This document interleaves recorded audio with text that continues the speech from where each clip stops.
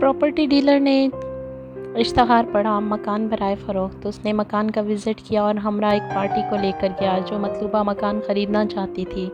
जैसे ही ये लोग घर के दरवाज़े पर पहुँचे, एक उम्र रसीदा बुज़ुर्ग ने उन्हें अंदर आने की दावत दी और ड्राइंग रूम में बैठने को कहा। कुछ देर बाद एक उम्र रसीदा खातून खाना चाय की ट्राली टेबल सजाए हुए इन लोगों की तरफ आ रही थी, जिस पर चाय के अलावा गाजर का हलवा, निम्को, बिस्किट और कुछ मिठाई रखी थी। वो दोनों मियाँ बीवी हमारे सामने बैठ गए और हमें चाय नोश करने की इजाज़त देने लगे। मैंने उनसे कहा, हमारी आज पहली मुलाकात है और हम मकान की बातचीत करने आए हैं, और आपने इतना तकल्लुफ़ क्यों किया? बाबा जी ने धीमे लहजे में कहा, बेटा आप चाय नोश फरमाएं, मकान की बात बाद में होती रहेगी।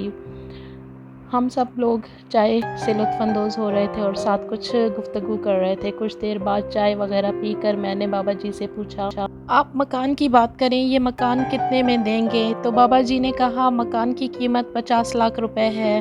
मैं हैरान होकर बोला, बाबा जी आपका मकान तो 30 लाख का भी नहीं और आप 50 लाख मांग रहे हैं। हैरत की बात है, आपने हमें चाय पिलाकर हम पर एहसान किया और मकान की कीमत भी बहुत ज़्यादा मांगी है, लिहाजा हमारा सौदा नहीं हो सकता। तो बाबा जी ने कहा, कोई बात नहीं, ये खाना पीना कुछ नहीं, इंसान अपने नसीब का खाता है।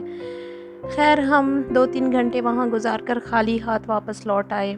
3 महीने बाद मैंने अखबार में फिर से इसी मकान की फ़रोख्त का इश्तहार पढ़ा और ताज्जुब हुआ कि अभी तक बाबा जी का मकान नहीं बिका। दोबारा राब्ता करने के लिए एक दूसरी पार्टी को साथ लेकर बाबा जी का मकान देखने चला गया। जैसे ही दरवाज़ा खटखटाया तो बाबा जी ने पुरतपाक तरीके से अंदर आने की दावत दी और हमें ड्राइंग रूम में बिठाया, और कुछ देर बाद वही खातून खाना चाय की ट्राली टेबल लेकर हमारी तरफ आ रही थी।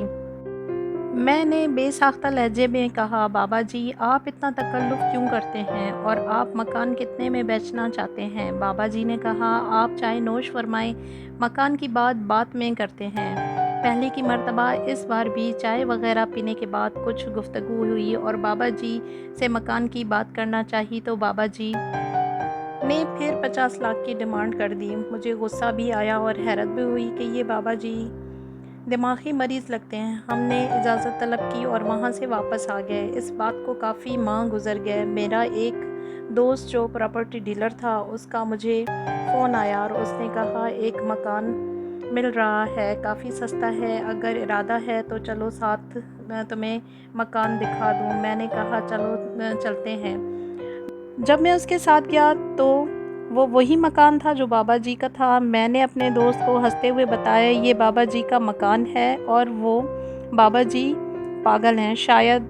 फिर मैंने अपने दोस्त को पिछले दोनों वाक़यात सुनाए तो उस दोस्त ने कहा कि इस बात में कुछ ना कुछ राज तो ज़रूर है, चलो पता करते हैं। हमने दरवाज़ा खटखटाया तो बाबा जी की नज़र मुझ पर पड़ी। उन्होंने मुझे गले से लगाया और पहले की मर्तबा इस बार भी अंदर आने की दावत दी और ड्राइंग रूम में ले गए। कुछ देर बाद वही खातून चाय की ट्राली टेबल हमारी तरफ लाती हुई दिखाई दी। बाबा जी ने हमें चाय नोश करने का कहा।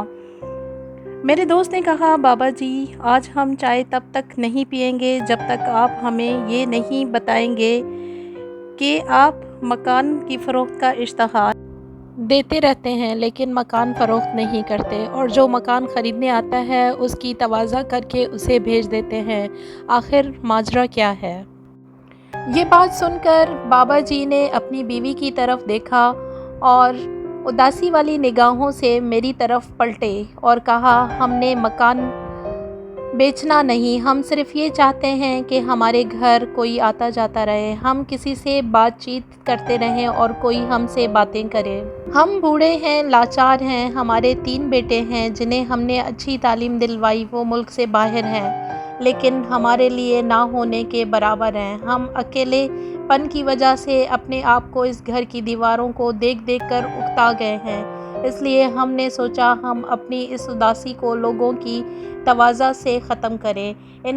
इनकी बातें सुनकर मेरा दिल पसीज गया और मैंने सोचा, बुढ़ापा और अकेलापन, इन दोनों चीज़ों के साथ ज़िंदगी किस कदर कठिन है। बाबा जी ने کہا بیٹا دنیا کی ضرورتوں کو پورا کرنے کے لیے سب کچھ پاس ہے، لیکن بڑھاپے میں اولاد کا سہارا ہی ساتھ دیتا ہے۔